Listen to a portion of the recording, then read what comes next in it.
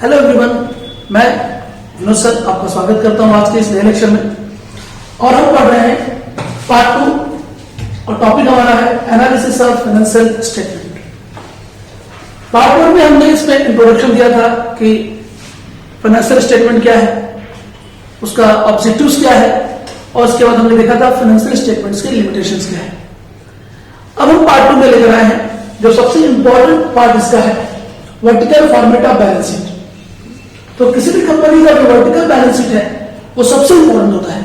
अगर आपने खास करके 12th के बेस पर बना हुआ है, 12th के बच्चों को स्टूडेंट्स को ध्यान में रख के दिया हुआ है, बहुत सारी चीजों को थोड़ी बहुत चीजों को स्किप भी किया इसके अंदर है, तो 12th के बेस पर है और भी चीजें इसमें आ सकती है।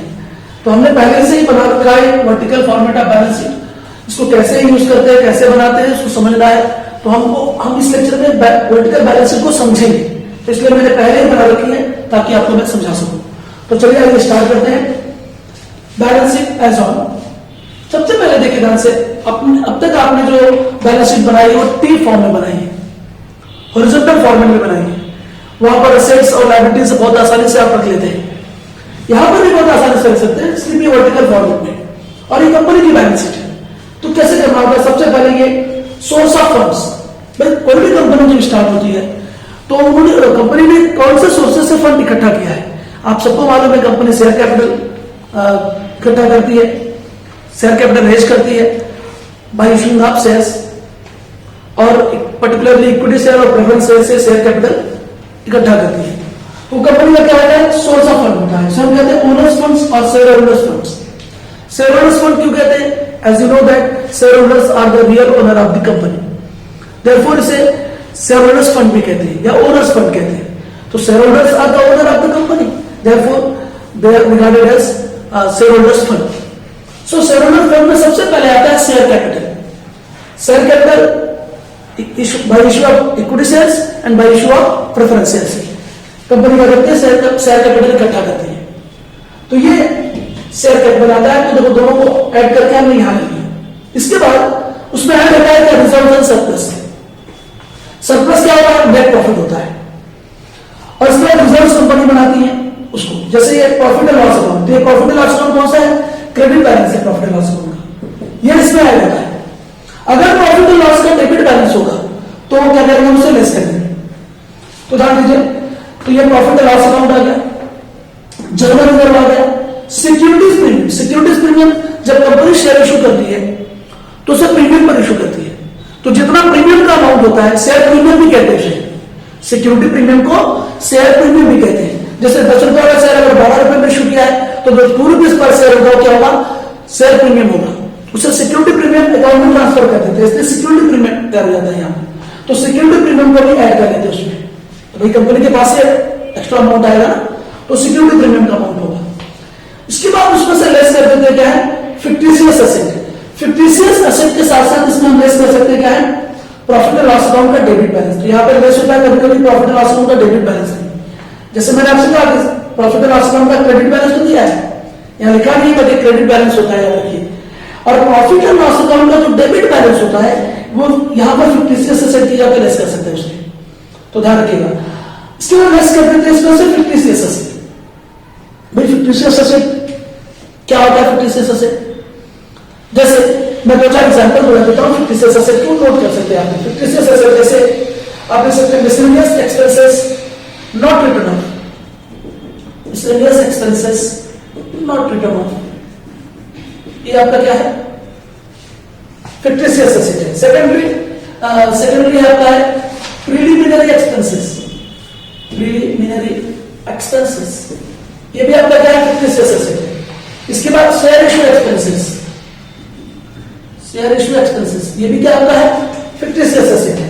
इसके अलावा discount on shares, discount on issue of shares, discount on issue of shares और discount on issue of debentures भी, discount on issue of debentures भी, ये सब के सब क्या है? फिक्टिशियस एसेट है। और आपको एक प्रॉब्लम ध्यान रहेगा, तो फिक्टिशियस एसेट क्या होता है? ध्यान रखिएगा, miscellaneous expenses not written off, preliminary expenses, share issue expenses, discount on issue of shares और discount on issue of debentures, ये सब के सब क्या है, फिक्टिशियस एसेट है। और ये जो भी आइटम दिए रहेंगे इसको क्या करना होगा, ऐसे फिक्टिशियस एसेट लेकर लेस कर देना होगा। और इसमें इन तीनों में से हम में से लेस करोगे, यानी सबको ऐड करके, यहां शेयर कैपिटल को बाहर कर सकते हैं, शेयर कैपिटल यहां पे लिया। अब रिजर्व सरप्लस ऐड करके उसमें से हमने फिक्टिशियस एसेट माइनस कर दिया, तो जो फिगर आएगा ये आएगा, उसको बोलेंगे नेट वर्थ या ओनर्स फंड। तो ये जो नेट वर्थ या ओनर्स फंड कहलाते हैं। तो याद रखिएगा, रिजर्व सरप्लस को ऐड करके उसमें से फिक्टिशियस एसेट लेस कर देंगे, तो क्या बचेगा हमारे पास, जो आएगा उसे कहेंगे नेट वर्थ या ओनर्स फंड। खास करके रेशियो एनालिसिस, जब आपके इसी पार्ट में आएगा रेशियो एनालिसिस आगे के पार्ट में, तो रेशियो एनालिसिस के टाइम पर ये सारी बातें आपको अच्छी तरह से याद होनी चाहिए। इसके बाद बोरो फंड, बोरो फंड मतलब लोन फंड, जो कंपनीज आउटसाइडर से लोन लेती है उसे हम बोरो फंड कहते हैं। जैसे बैंक लोन है, डिबेंचर से, डिबेंचर से आता क्रेडिटर आपकी कंपनी, और कंपनी क्या करती है, डिबेंचर होल्डर से, डिबेंचर क्या करती है, कैपिटल बारोड करती है। जो कैपिटल कंपनी डिबेंचर होल्डर से बारोड करती है वो कंपनी का क्या होता है, डिबेंचर कैपिटल होता है।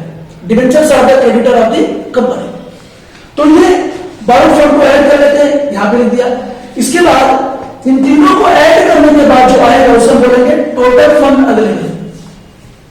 अगर मैं इन शॉर्ट फॉर्म में कहूं तो जो आप लोग बैलेंस शीट बनाते हैं हॉरिजॉन्टल फॉर्मेट में, उसमें ये लायबिलिटी पूरी है, ये कंपनी की पूरी लायबिलिटी है।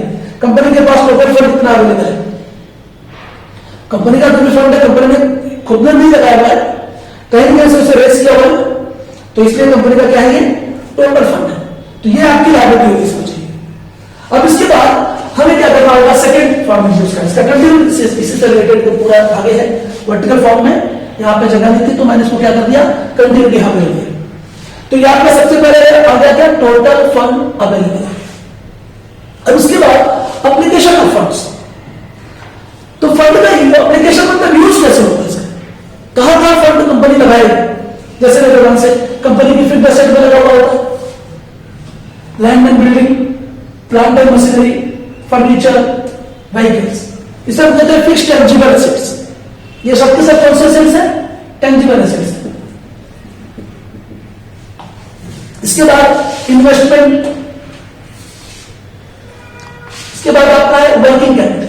तो ध्यान में लिख लिया पूरा इतना। इसके बाद वर्किंग कैपिटल निकालते हैं। वर्किंग कैपिटल कैसे निकालते हैं, वर्किंग कैपिटल इसका फॉर्मूला याद रखिएगा, वर्किंग कैपिटल इक्वल होता है, यहां पर मैं लिख रहा हूं, working capital is equal to, working capital is equal to current asset minus current liability. यानी वर्किंग कैपिटल के लिए ये जो करंट एसेट पूरी है यहां पर, उसमें से हम करंट लायबिलिटीज को क्या करते थे, माइनस कर देते हैं। तो जो आता है उसको बोलते हैं वर्किंग कैपिटल। यहां ये प्रोसेस को ध्यान से समझना जरूरी है इसका, कि कैसे देखते हैं इसको, कैसे समझना है।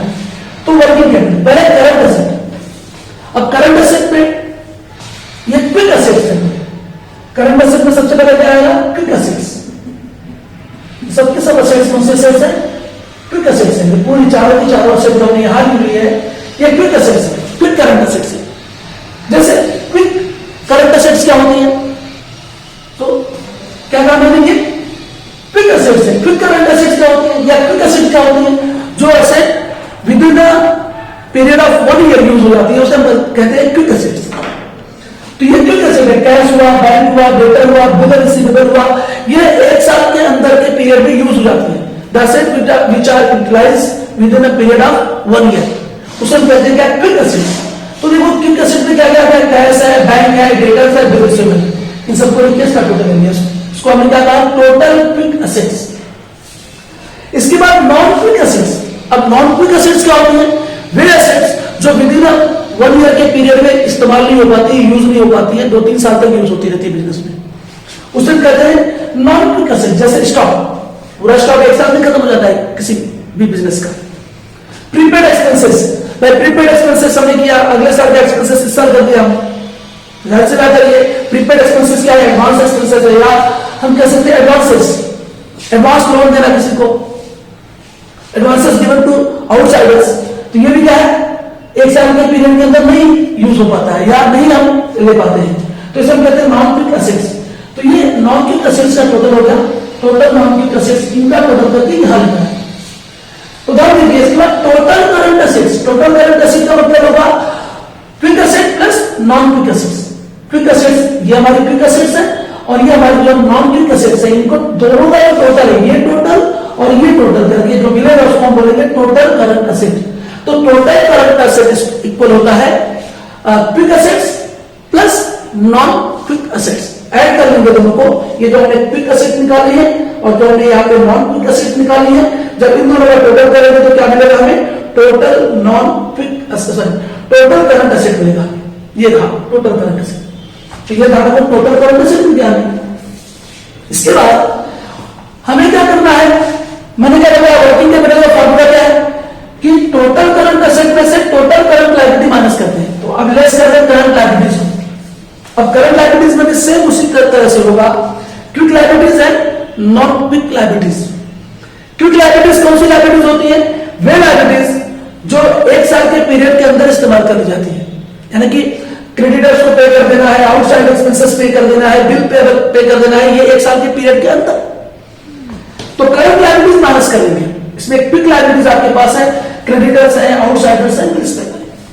और non quick liabilities bank overdraft. तो बैंक ओवरड्राफ्ट ज्यादा समय के लिए होता है, इसलिए इसे नॉन क्विक लायबिलिटीज में रखेंगे। लेकिन अल्टीमेटली इन सबका टोटल करने पर क्या मिलेगा?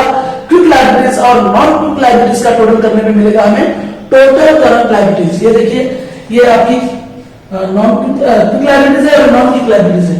इन सबको टोटल कर लिया गया तो आपको क्या मिल गया? आपको मिल गया ये वाला मिल गया आपको क्या? टोटल करंट लायबिलिटीज मिल गया। इसके बाद क्या करेंगे? Working capital. तो मैंने पहले क्या दिया, वर्किंग कैपिटल इक्वल क्या होता है? Current asset minus current liabilities. तो देखिए, working capital equal current asset minus current liabilities. ये हमारी करंट एसेट है, ये करंट लायबिलिटीज है। करंट एसेट में से करंट लायबिलिटीज माइनस कर दीजिए, ये जो फिगर आएगा इसको क्या बोलेंगे? Working capital. तो ये अब इसके बाद जो वर्किंग कैपिटल मिलाएंगे, ये वर्किंग कैपिटल और ये फिगर सॉरी यहां पे डाल यहां ये दो फिगर, ये डाल दीजिए टोटल करंट असेट। आपका क्या है? अपना टोटल क्विक असेट है ये टोटल नॉन क्विक असेट है ये दोनों को टोटल करने में टोटल करंट असेट मिला था हमें। फिर ये आपका टोटल करंट लायबिलिटीज मिला था हमें। टोटल करंट असेट में से टोटल करंट लायबिलिटी माइनस कर दी गई, ये हमें मिल गया वर्किंग कैपिटल। और उसके बाद ये जो फिगर आया है आपका कहां तक? इन्वेस्टमेंट तक का फिगर। ये इन्वेस्टमेंट का, ये आपका फिक्स्ड असेट का फिगर, इनका फिगर, ये फिगर और ये ऐड करने पर क्या मिलेगा? टोटल फंड इंप्लॉयड मिलेगा। और ये जो टोटल फंड इंप्लॉयड या अप्लाइड, ये जो होगा इसके इक्वल होगा, टोटल फंड अवेलेबल के इक्वल होगा। और इस तरह से इसको बैलेंस शीट को टाइप किया जाता है, वर्टिकल बैलेंस शीट। तो ध्यान दीजिए, होप सो आप लोगों ने इसको समझने में आप लोगों को हेल्प हुई होगी। आगे हम आएंगे लेकर के वर्टिकल इनकम स्टेटमेंट को लेकर के, यानी कि vertical profit and loss account को लेकर के अगले पार्ट की वीडियो में। तब तक इसे आप देखकर अच्छी तरह समझते रहें। अगर आपको ये याद हो गया अच्छी तरह से, इस टॉपिक में जाने से पहले ये पूरा अच्छी तरह से याद होना चाहिए। इसके बाद फिर इस टॉपिक में कुछ नहीं जाएगा, केवल रेशियो एनालिसिस के लिए थोड़ा सा हमें फॉर्मूले याद करने होंगे, बस। इसके बाद बहुत आसानी से टॉपिक आ जाएगा। सो अच्छी तरह देखते रहें, समझते रहें, लाइक करते रहें, कमेंट करते रहें। और चैनल को जिन्होंने सब्सक्राइब नहीं किया है, प्लीज चैनल को सब्सक्राइब करें। आपका बहुत बहुत धन्यवाद। Thank you.